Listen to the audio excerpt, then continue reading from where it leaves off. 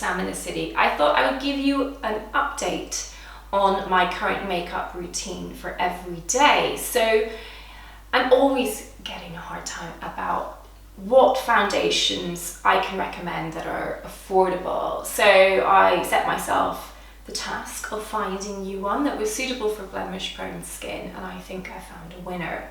So let's get started. So I'm pleased to report that EX1 Invisiwear liquid foundation in color 2.0 works very well for me.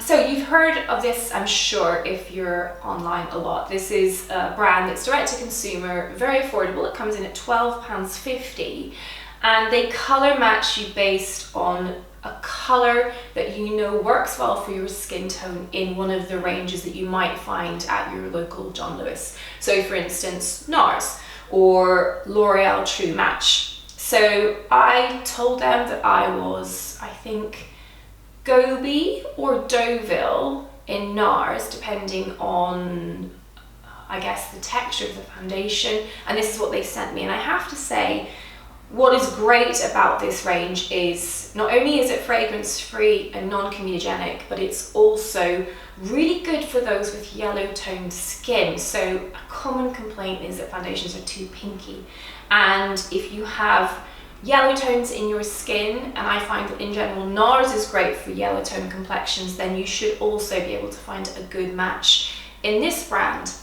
So it goes on in a not dissimilar way to Armani Luminous Silk. So the product itself is quite liquid, so that makes it very easy to spread, and it's almost mousse-like in texture. So in my usual fashion of applying base, I focus mostly on my T-zone, where I have natural tendency to redness, especially around the nose. Although I have to say, I've been diligently using azelaic acid in my morning routine at the moment. I have to say the redness has gotten a lot better.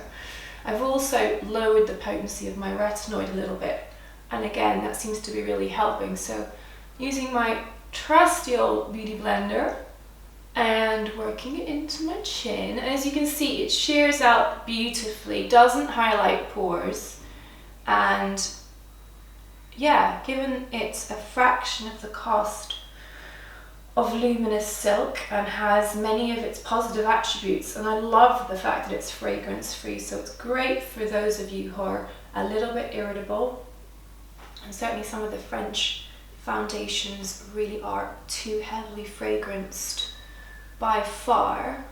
So I'm shearing out, as you've seen me do before, to almost nothing by the time I actually get to my jawline. And one tip I have, might seem super small and unimportant, but for me it's really important, is actually to really go into all the nooks and crannies of the nose where a touch of redness there just will throw off that immaculate look that you might otherwise get. And it's certainly an area that as the day goes on I get more red after a cup of coffee or if I'm running late in clinic.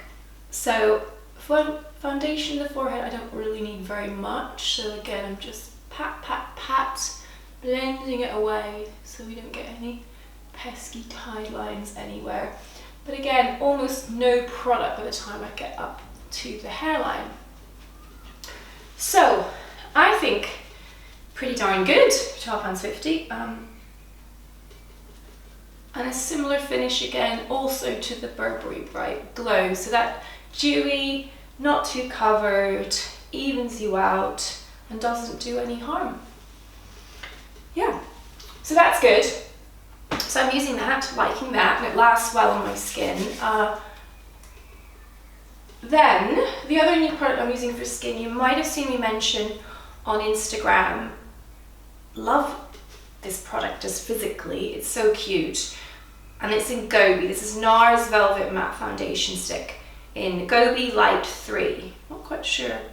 I guess they do light and medium, don't they? So yeah, this is what it looks like. So it's a foundation stick. I'm essentially using it as a concealer and cover up on the go because it's so practical. So it's got the foundation stick at one end, and it has this useful kind of stippling sponge at the other end, which I just find great. I finished work, I'm a bit pink, I'm going out and I haven't got time to redo everything, and who has? And I will just touch up here on my nose and on my chin. But in the morning, I will use it as a concealer, and I cover up a couple of little areas of redness on my nose, 2 veins that drive me crazy, but nobody else can see them, probably just me. So I cover those, and then I look for anything blemishy, something tiny lurking there. May not be a spot, but whatever, let's get rid of it. And a couple of little small things.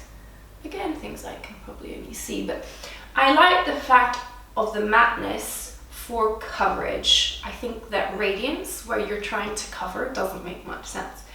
So for anything that's T-zoney, I think this is great.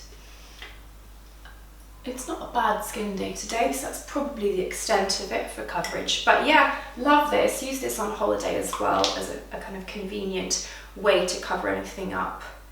Good product from Nars. What we'd expect. Then, new eyeliner I'm adoring is the Burberry Cat-Liner, in Cat-Eye Eyeliner in Jet Black number 1.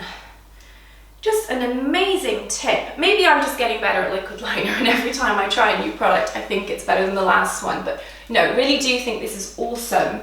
Just a really good tip for a really good flick. Now, I'm going to try this again. We may speed it up if it doesn't go as well, so kids don't try this at home, but let's see. And it's just the right stiffness for when you go around the corner, which other eyeliners have let me down before. So I like the flick to fall in line with my outermost lashes, so it just increases the intensity of that upturn of the corner, which I think is just what gives the eyes a nice lift. So